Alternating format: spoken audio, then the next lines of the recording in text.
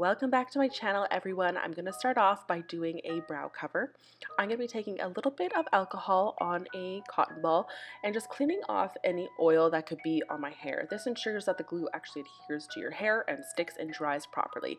I'm going to be using a glue stick. You can use whatever adhesive you feel like using. I just find that a glue stick is easiest and it washes off easy. I'm going with the grain of the hair against the grain of the hair, combing my hair up so it lays flat on my skin, and then I'm pushing it flat with the opposite end of the comb. This ensures that the brow hair is actually sticking down and the glue is creating a smoother surface on your brows. Blah blah blah, I'm rambling.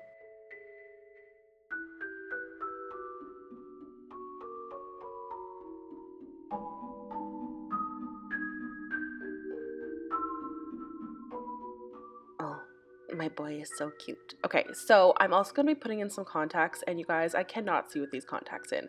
So this makeup isn't my best makeup because my eyesight is at like 80%, or no, it's at like 20%, like it's 80% gone.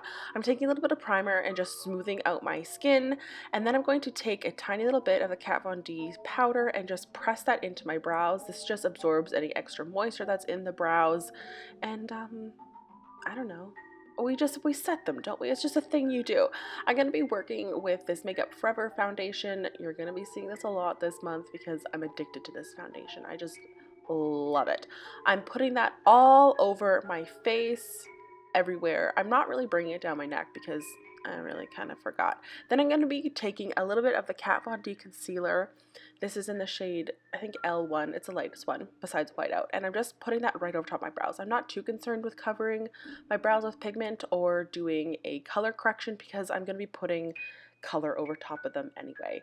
Next, I'm taking this white cream and I'm just pushing in some highlights onto my face just so it's not so one-dimensional. I'm not going to be doing any contouring. I am going to be adding a lot of blush, but I do want to add a little bit of shape to my face.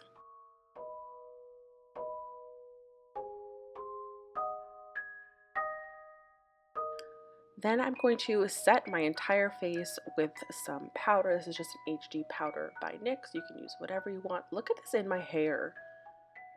I look like a ghost. Next, I am also going to prime my eyes, and I'm going to be priming a pretty large area around my eyes with a Fenty Beauty eyeshadow primer. I'm going all around because the eye look is going to be pretty big.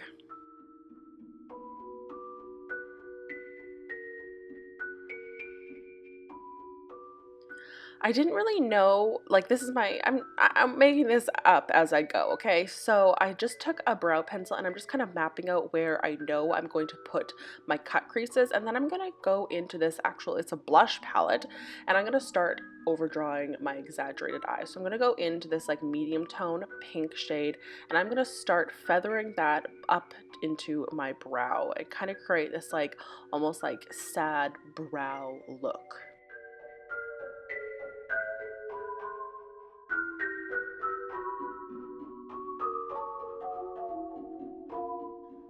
And there's really not much else to say about this part other than I'm just blending and blending and blending and adding more product and blending with clean brushes and blending.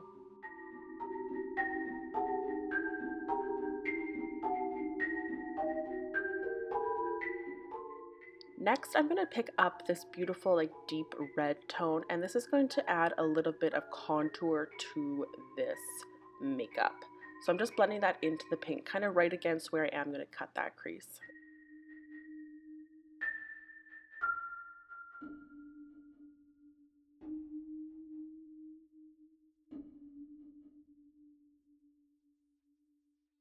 To cut the crease, I am going to be using this Makeup Forever Aqua XL. This is just like a cream paint. This one does have like a little bit of a pearl in it, which I didn't realize and I couldn't see because, like, you guys, I cannot see with these contacts in, but I cannot apply them in after because I just bawl my eyes out. So you'll see me holding the mirror really close to my face in a lot of this tutorial.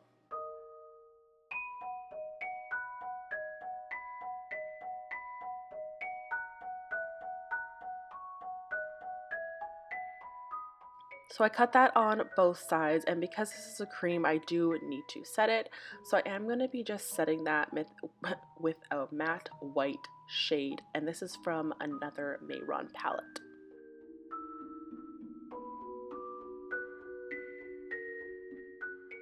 Then I just took that deep maroon shade and just kind of carved out that shape once more just so it had a little bit more pigment.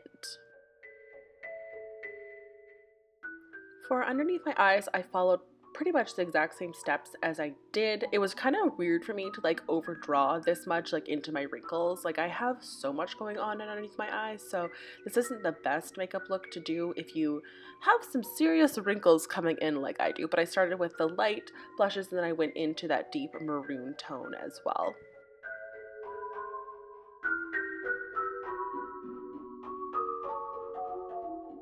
You can see I'm leaving that space underneath my eye blank, and then I'm also taking that maroon shade and starting kind of winging my eye out just to like almost mimic, you know, make it look like an actual eye line so my eyes look bigger. Does this make sense? I'm not doing a very good job of explaining this. Then I'm going to take the black and I'm going to accentuate that even more, and I'm also going to drag that down on the sides of my eyes as well just to create a little bit of depth and make it look like my eyes are a wee bit bigger.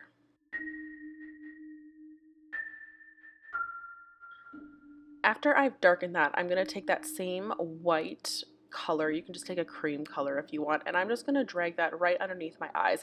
If I were to do this again, I think I would drag it down a little bit further. I was thinking that it was big enough, but you can kind of see it's like going into my wrinkles, and I feel like I would drag it down further into my wrinkles, if you know what I'm saying.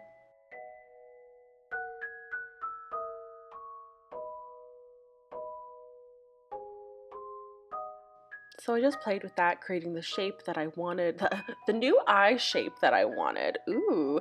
And then I just set that with a matte white shade. As you can see, I put the white all in my waterline. You don't really need to do that because you're going to see what I'm going to be doing in just a minute. I'm just also defining underneath that line with that maroon shade a bit more, just to add a little bit more definition to prep for the lashes I'm going to put on down there. Okay, so next I'm just taking this gel eyeliner and I'm going to be putting this in the middle of that white part just to mimic a new eyeball. So as you can see, you don't need to put that white all in your waterline. I was not thinking, and I could not see clearly. I'm just going to blame everything on the contacts. I also defined the white a little bit more, and then I just stamped a tiny little bit of white into the middle of that black just to resemble a little reflection in my eyeball. Next, I'm going to go in with a little bit of glitter, obviously, because this is a Bailey look and we have to have glitter. So this is the Heavy Metals by Urban Decay. It's just like green glitter, and I thought the green would look really nice with the pink. So I'm putting this all over my eyelid, my new, fresh, giant eyelid. To prep for lashes, I am doing a little bit of eyeliner and I am bringing that in a wee bit in my waterline there. And then I'm also creating a new tear duct, as you can see, popping on these huge lashes. These are like, I think like 103s or something. They're like the lashes that every drag queen uses. I just wanted huge, voluminous lashes, so that's what we got.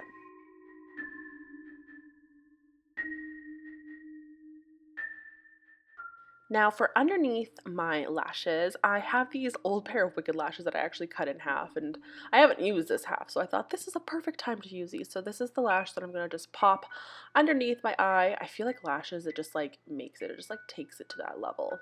Ooh! All right, back into the blush palette here. I'm just putting some of that on my nose, and then I am going to do like a little bit of like slight contouring slash like just blush application with this, and I'm just picking up a whole bunch of different random like pink tones and just popping it all over the place on my cheeks. I did a little bit on my forehead, my chin, and my nose as well. For my lips, I wanted to overdraw the heck out of them and make it look more like animated a bit. So I'm taking a couple tones of lip liners and I'm just overdrawing my upper lip a lot. And then for my bottom lip, I'm also overdrawing that one, but more down so instead of wide. And then I'm filling it in with a lighter pencil and then taking a deeper tone and just really exaggerating the outer line. Then I'm going to fill it in with a gloss, and the gloss that I chose is just like a NYX butter gloss. I don't think I know the name of this one.